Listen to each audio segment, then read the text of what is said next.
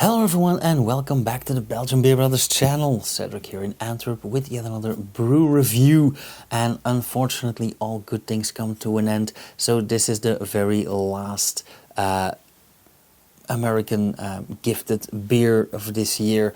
The Civil Disobedience Blend 39 by Hill Farmstead, and I intentionally kept this for last because this is one that I think I looked out for most, because this story just gets it all together, and I hope that I'm really gonna enjoy this.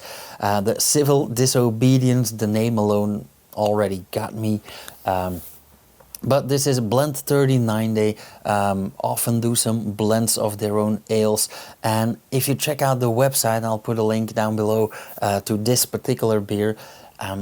It is very well documented. This is a blend, I believe, of 7 beers that have aged between like 1 and 3 years or something on different barrels, different wooden barrels, in this case wine barrels, but they do give their barrels and their beers names. So here we have like Anna, for example, and then some others as well, but actually the family is completely linked in the description on their website as well, so you can click on all 7 of those beers and see their backstory, and it's really a quite varied bunch of beers.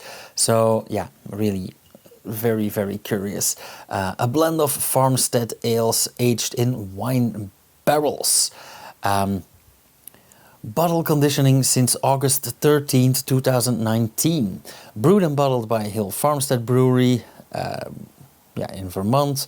This is a blend of 7 beers conditioned in wine barrels for spans between 16 and 27 months. Well, there you go. Civil Disobedience, our non-violent protest against the homogenization of flavor, comes in the form of a spontaneous, circumstantial and unpredicted series of beer releases. We relinquish control in favor of an anarchistic collaboration of microbial activity. Yeah, they do get me with statements like these. I am a sucker for this.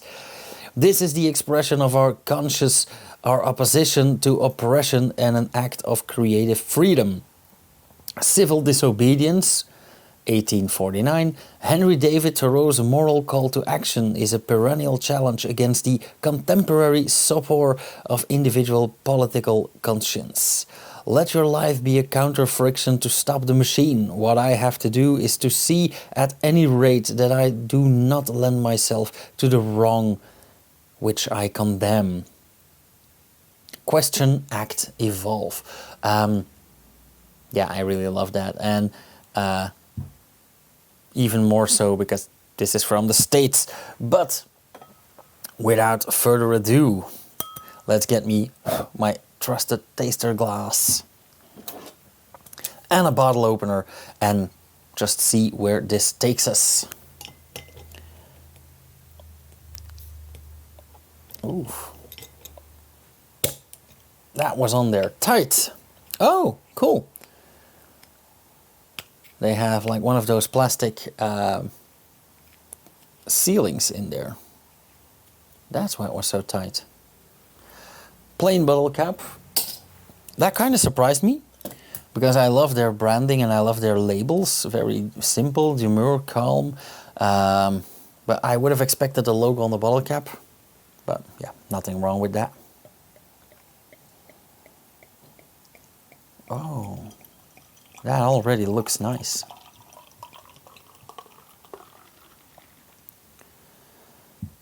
Now let me cap this off, because of course I'm not gonna finish this bottle immediately. I don't have the guts to do so in any way that you can take that. So I'm gonna share this with some friends, either later on tonight or tomorrow. This is really aromatic, wow. But more on that later on. First off, the color, it started out quite pale, but that is of course because it was a thin layer, a lot of light coming through. But now I see this is a beautiful golden blonde, a slightly paler version of the golden blonde that we all love and expect quite a bit of bubbling going on. Actually, a very nice amount of carbonation.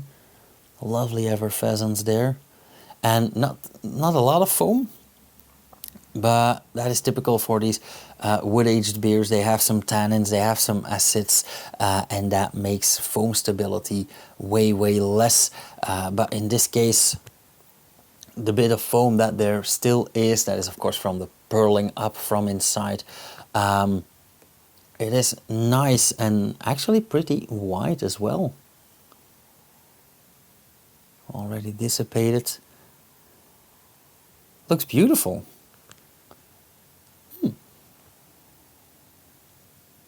Oh wow. I can smell the wood from a mile away. So I think there were at least some relatively fresh or not often used barrels in there. But wood aging is an art form in itself. If you want to know anything about that, ask Frank Boon from the Geuse Boon. He has like 180 foeders and a lot of barrels as well. And he knows each and every one of them. And he can actually quite accurately predict what every barrel is gonna do to his beer, and depending on the brew and the barrel, he makes a different finished product out of that. So it's an art form. It is a master skill that I absolutely do not master. I haven't experimented with it yet, and I'm not sure if I ever will actually. Well, we'll see about that. But yeah, very aromatic, very astringent, actually quite sour, quite acidic as well.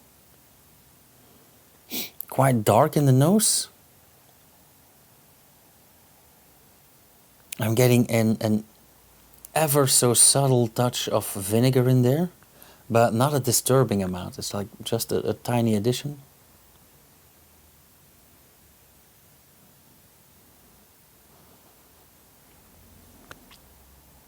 Yeah, very woody, very vinous. I'm getting notes of like extremely dry white wine.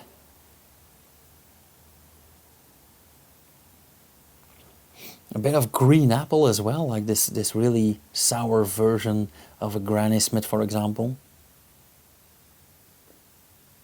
Oh yeah, absolutely lovely. Let's check out the taste. Robert, John, this one's on you. Cheers. Oh wow. Ooh, surprising. This is, despite the scent that I said was astringent and sour and acidic and all, I didn't expect it to be very sour or very acidic. But it is quite sour, and it is also quite mild at the same time. Very odd.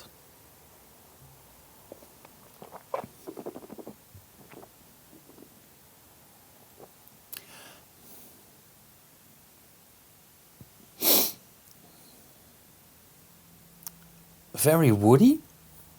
So I guess they must have used some young wood, because if it's even in the flavor this present, there must have been some young wood.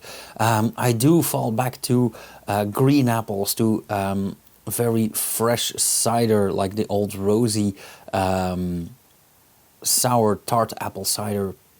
It is quite tart in itself. It is beautifully carbonated, but like not too much. It is quite soft, quite mild.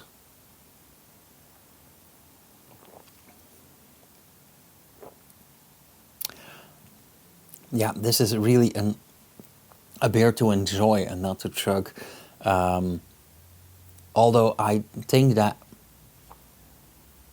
I'm probably not able to get this in Belgium. And if I would, it would cost me an arm and a leg. So again, thank you so much, guys, for bringing this. But at this price point, of course, you wouldn't chug it all out. But I couldn't if I wanted to.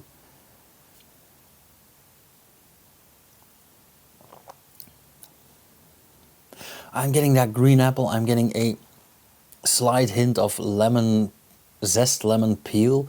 but with a bit of the white stuff still on, so slightly bitterness as well. A lot of wood in there, but a mild sense, so a slightly piney, resiny, but very, very subtle. It's in a pleasant way. It's not disturbing.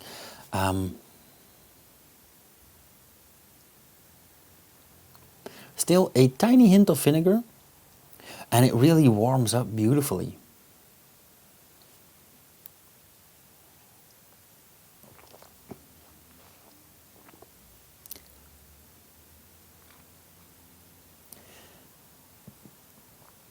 I didn't expect this to be sour at all. I actually expected this to be more, a bit stronger, a bit more, slightly sweeter. So yeah, I really didn't know what to expect. Also, I can't immediately see the ABV on this bottle. I don't think I've mentioned it before. I thought it was a 6 or a 6.5%.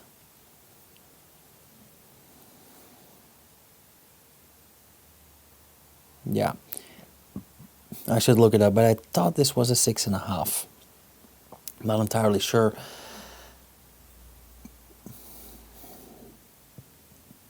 But yeah, this is beautiful. Also, the after flavor is very rich. It is just as complex as the beer itself and the flavor and the aroma. But the after flavor has,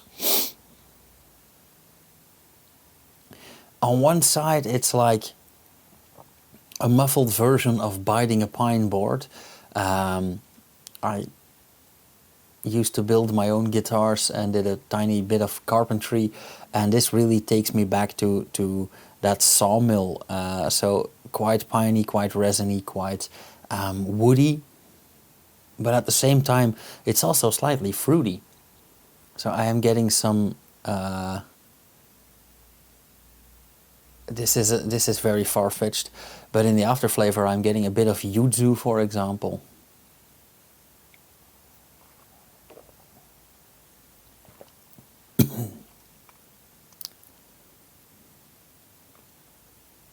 Yeah, mild, soft, but at the same time astringent, sour, tart, downright beautiful. And I would love to. I mean, I won't, but I would love to get this to some of my clients in a lambic tasting, for example, and see if they can spot the difference. Because I think that if I put this next to some of the Lambic Fabrique bottles, for example, they would have a very hard time. Okay, I am flabbergasted, so I would give this a 4. Yeah, and I think these are bottles that are, like they say on the bottle, question, act, evolve. I think that this would evolve beautifully on the bottle for another 2 or 3 years maybe, even though they have been barrel conditioned. Oh no, scratch that, I am absolutely wrong. They have been bottle conditioned since August 2019. So these are not going to evolve at all anymore. They do all the evolution in-house. I completely misread that. I thought it said barrel conditioned. Ooh. Holy smokes. Well, even better then.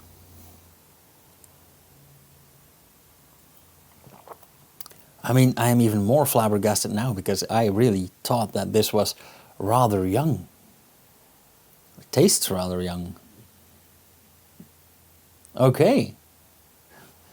I'm very surprised. Well, we have a small ding in the bottle here. I have to be careful with that. Okay, yeah, so a 4 it is. Beautiful. Thank you guys so much. Also, thanks everyone for watching. I am gonna do one additional beer tomorrow, as I said in the unboxing. If you've missed it, I'll link it up here. But yeah, I still have Le Vermontoise, the collab between Hill Farmstead, and our Belgian Brewery, a how shall I say this, a very it's one of the odd one out in the brewery world, and I absolutely love a bunch of their beers, so I can't wait to taste that. I think it is a saison, a farmhouse ale, which is already one of my favorite styles. So yeah, I'll see you guys again tomorrow for La Vermontoise, and the day after tomorrow is December 1st, so we are starting that Mr. Hop Advent Calendar. Can't wait for that one either. Thank you guys so much for watching. If you want to support this channel, share a video, visit the Patreon page, and if you want to see more, subscribe and hit the bell icon so you'll get notified whenever I upload something, which should be every freaking day until the end of the year.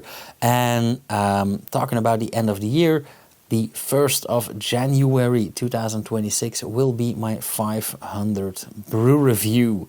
Not my 500th upload, I think we are almost there in 2 weeks for something, but no, 1st of January will be my 500th brew review. So yeah, let's start off with something festive. Okay, see you tomorrow. Cheers.